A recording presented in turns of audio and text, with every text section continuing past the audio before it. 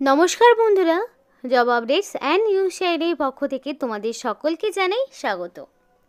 তো বন্ধুরা, আজকে আমি কথা বলবো পশ্চিমবঙ্গ সরকারের পক্ষ থেকে বের হওয়া সম্পূর্ণ একটি সরকারি নতুন নোটিফিকেশান নিয়ে তোমাদের সাথে আলোচনা করছি, যেখানে তোমরা দেখতে পাবে তোমাদের এখানে মিউনিসিপ্যালিটির পক্ষ থেকে নিয়োগ করা হচ্ছে এবং এখানে তোমরা চাইলে রাজ্যের প্রত্যেকটি জেলা থেকে আবেদন করতে পারবে। মানে 23 জেলার যে কোনো প্রান্ত থেকেই ছেলে মেয়ে প্রত্যেকেই অ্যাপ্লিকেশন করার সুযোগ রয়েছে এবং অ্যাপ্লিকেশন করতে কাউকেই কোনো রকমের ফিস দিতে হবে না। সম্পূর্ণ বিনামূল্যেই সে যে কোনো জেলা থেকেই অ্যাপ্লিকেশন করতে পারবে এবং এখানে তোমাদের দিতে হবে না কোনো রকমের লিখিত পরীক্ষা। সরাসরি ওয়াক ইন ইন্টারভিউর মাধ্যমে যোগ্য প্রার্থীকে বাছাই করে নেওয়া হবে এবং এখানে অ্যাপ্লিকেশন করতে গেলে প্রার্থীকে মিনিমাম কোয়ালিফিকেশন তার থাকতে হবে মাধ্যমিক পাস, সাথে যদি 18 বছর হয়ে গিয়ে থাকে তাহলে সে অবশ্যই আবেদন করতে পারবে। এবং এই ভিডিওর মাধ্যমে আমি তোমাদেরকে সম্পূর্ণ অ্যাপ্লাই প্রসেস সহ কিভাবে এখানে অ্যাপ্লিকেশন করতে হবে, কি পোস্টে কি কোয়ালিফিকেশনে কোথায় নিয়োগ করা হচ্ছে, সম্পূর্ণ বিস্তারিত আলোচনা করব। A to Z আলোচনায় ভিডিওতে হবে, কিন্তু তার আগে প্রত্যেকের কাছে আমি একটাই রিকোয়েস্ট জানাবো যে যারা এখনও আমাদের এই চ্যানেলটিকে সাবস্ক্রাইব করোনি তারা ঝটপট চ্যানেলটিকে সাবস্ক্রাইব করে পাশে থাকা বেল আইকনটি ক্লিক করে দাও, যাতে করে পরবর্তী সমস্ত ইনফরমেশান পেয়ে যেতে পারো। তো চলো বন্ধুরা, দেরি না করে এবার অফিসিয়াল নোটিশ নিয়ে বিস্তারিত আলোচনা তোমাদের সাথে শুরু করব। তো এখানে ক্যান্ডিডেটকে থাকতে হবে মিনিমাম কোয়ালিফিকেশান মাধ্যমিক পাস, সেটা পরিষ্কার বলা রয়েছে। যে কোনো রেকগনাইজ বোর্ডের আন্ডারে তুমি যদি মিনিমাম মাধ্যমিক পাস করে থাকো, সাথে যদি তোমার 40 বছর বয়স হয়ে থাকে, মানে ম্যাক্সিমাম এজ লিমিট ন্যূনতম 18 বছর, ম্যাক্সিমাম 40, অর্থাৎ 18 থেকে যার বয়সটা 40-এর মধ্যে রয়েছে তারা এখানে অবশ্যই আবেদন করতে পারবে।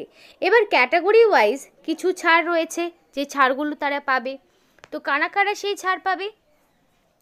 যারা ধরো ওবিসি প্রার্থী রয়েছে তারা 3 বছরের ছাড় পাবে, সুতরাং তারা 18 থেকে 43 বছর পর্যন্ত আবেদন করতে পারবে। যদি হয়ে থাকে এসসি এসটি তাহলে তারা 5 বছরের ছাড় পাবে, সুতরাং তারা 18 থেকে 45 বছর পর্যন্ত আবেদন করতে পারবে। তো এইভাবে ক্যাটাগরি ওয়াইজ ছাড় পাবে এবং মিনিমাম মাধ্যমিক। এবার যদি তোমাদের প্রশ্ন থাকে, দিদি আমার যদি উচ্চ মাধ্যমিক গ্র্যাজুয়েশন থাকে, হ্যাঁ অবশ্যই আবেদন করতে পারবে। হায়ার এডুকেশনাল কোয়ালিফিকেশান থাকলেও অ্যাপ্লিকেশান করা যাবে, কারণ ন্যূনতম চাওয়া হয়েছে মাধ্যমিক পাস। আশা করি বোঝা গেল বিষয়টি।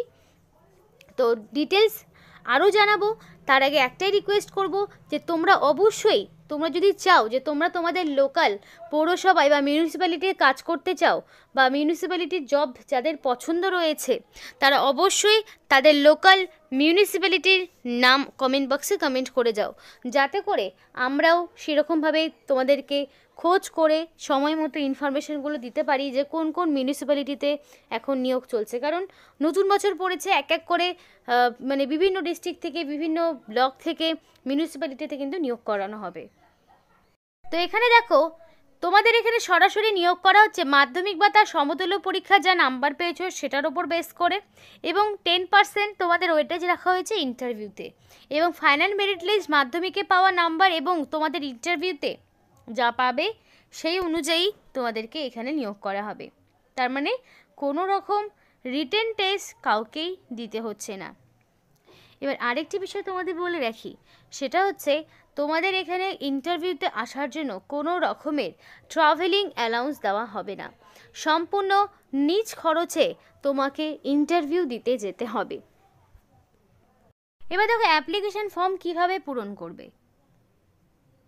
তো এই অ্যাপ্লিকেশন ফর্মটি পূরণ করতে হলে, তো অ্যাপ্লিকেশন ফর্মটি তোমাদের এখানে পূরণ করার জন্য বলা রয়েছে যে পিন না করে, মানে do not pin or staple here, অর্থাৎ এখানে রিসেন্ট কালার পাসপোর্ট সাইজের ফটো বসাতে হবে তোমাকে, মানে আঠা দিয়ে বসাতে হবে, কারণ পিন করা যাবে না। তো আর এখানে শুধুমাত্র 3 মাসের বেশি পুরনো হলে কিন্তু সেই ছবি দেওয়া যাবে না। সাইজ বলা রয়েছে, সাইজ কি থাকবে, রিসেন্টলি কালার পাসপোর্ট সাইজের ফটো তোমাকে দিতে হবে। নোটিফিকেশান দেখো 9/1/2025 বেরিয়েছে, অর্থাৎ সম্পূর্ণ একটি নতুন নোটিফিকেশান নিয়ে কিন্তু তোমাদের সাথে কথা বলছি। তো দেখো অ্যাপ্লিকেশান ফর্মটি কিভাবে পূরণ করবে দেখে নাও। তো তোমাদের এখানে ক্যাপিটাল লেটারে তোমাদের নাম দিতে হবে। তো ফার্স্টে থাকবে তোমাদের ফার্স্ট নেম, তো প্রত্যেকেই তার ফার্স্ট নেম দিতে হবে এবং অবশ্যই তুমি এখানে যা ইনফরমেশান দেবে সেটা যাতে অ্যাকর্ডিং টু মাধ্যমিকের সার্টিফিকেট অনুযায়ী তোমার যা নাম এবং বয়স রয়েছে সেইটাই তোমাকে কিন্তু দিতে হবে। মিডিল নেম যার আছে দেবে, যার নেই তার দেওয়ার প্রয়োজন নেই, এবং সারনেমের জায়গায় সারনেম দিয়ে দেবে। এবং সমস্ত অ্যাপ্লিকেশান ফরম্যাটটি ক্যাপিটাল লেটারেই পূরণ করবে, আর কালো কালি দিয়ে পূরণ করলেই ভালো হয়, সেটাই করার চেষ্টা করবে। তারপরে দেখো তোমাকে এখানে পরিষ্কার বলা রয়েছে তোমার ফাদার্স নেম বা হাজব্যান্ডের নাম। তো এখানে যেহেতু ম্যারিড, আনম্যারিড, মেল ফিমেল প্রত্যেকেই আবেদন করতে পারবে, তো সেই অনুযায়ী যার যিনি বর্তমানে গার্জেন রয়েছেন তার নাম তাকে বসাতে হবে। এরপরে তোমার চাওয়া হয়েছে ডেট অফ বার্থ, তো ডে, মান্থ, ইয়ার সেইভাবেই তোমার ডেট অফ বার্থের বক্সটি পূরণ করতে হবে। এবং অবশ্যই মাথায় রাখতে হবে এখানে যে ডেট অফ বার্থটা দিচ্ছ সেটা যাতে মাধ্যমিক পাশের সার্টিফিকেট অনুযায়ী থাকে, কারণ এজ প্রুফ হিসাবে তোমাকে আবার মাধ্যমিক পাশের সার্টিফিকেটই প্রোভাইড করতে হবে। তারপরে দেখো তোমার এখানে বলা রয়েছে 1/1/2025 অনুযায়ী এক্স্যাক্টলি কত বছর কত মাস হচ্ছে, অর্থাৎ 1 জানুয়ারি অনুযায়ী এক্স্যাক্টলি তোমার কত বছর কত মাস হচ্ছে সেটাকেও তোমাকে মানে দিয়ে বসাতে হবে। এবার ম্যারিটাল স্ট্যাটাস, যে ম্যারিড তো ম্যারিডের ঘরে বক্স টিক করবে। এবার মহিলাদের ক্ষেত্রে ড্রাইভার উইডোর মধ্যে যদি থাকে তাহলে তারা টিক করবে, যারা সিঙ্গেল তাদের এখানে কোনো বক্সই ফিল আপ করার প্রয়োজন নেই। এবার ন্যাশনালিটি অবশ্যই হতে হবে ইন্ডিয়ান, তো এখানে ইন্ডিয়ান সিটিজেনশিপ ছাড়া তারা কিন্তু আবেদন করতে পারবে না। ইন্ডিয়ান এভাবে লিখে দেবে, ক্যাপিটাল লেটারেই করবে। এবার দেখো সরাসরি অ্যাড্রেসের ঘরটি রয়েছে, তো permanent address in capital letter, তাহলে দেখো পুরো ফর্মটি কিন্তু তোমাকে ক্যাপিটাল লেটারেই পূরণ করতে হবে। স্মল লেটারে করার কোনো স্কোপ বা সুবিধা কিছুই নেই, আমার মনে হয় ক্যাপিটাল লেটারে করলেই ভালো হয়। তো এরপরে দেখো ক্যাপিটাল লেটারে তোমার এখানে সবটা পূরণ করার পরে তোমাকে অ্যাড্রেসের ঘরটিতে ফার্স্টেই তোমার থাকবে ভিলেজের নাম। জায়গা অনেকটাই রয়েছে, তো পরিষ্কার করে লিখবে। আর অ্যাপ্লিকেশন ফর্মটি পূরণ করার সময় পারলে একটা জেরক্স আগে ক্লিয়ার করে সমস্তটা করে নিয়ে তারপরে ফ্রেশভাবে অরিজিনাল প্রিন্ট আউটে ফিল আপ করবে। তো এবার দেখো পোস্ট অফিস, তো পোস্ট অফিসের নামের জায়গায় পোস্ট অফিসের নাম দেবে যে কোন পোস্ট অফিস রয়েছে। টাউন এবং সিটির জায়গায় টাউন এবং সিটির নাম তোমাকে বসাতে হবে।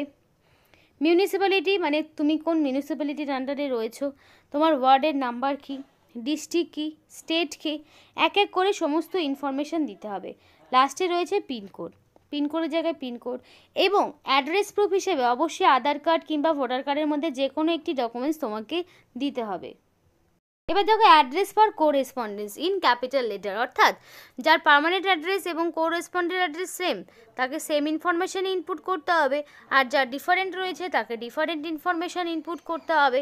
তো সেই অনুযায়ী তোমার ভিলেজের নাম, পোস্ট অফিস, টাউন বা city, municipality, ward number, district, state, pin code, overall সমস্ত ইনফরমেশান দিতে হবে।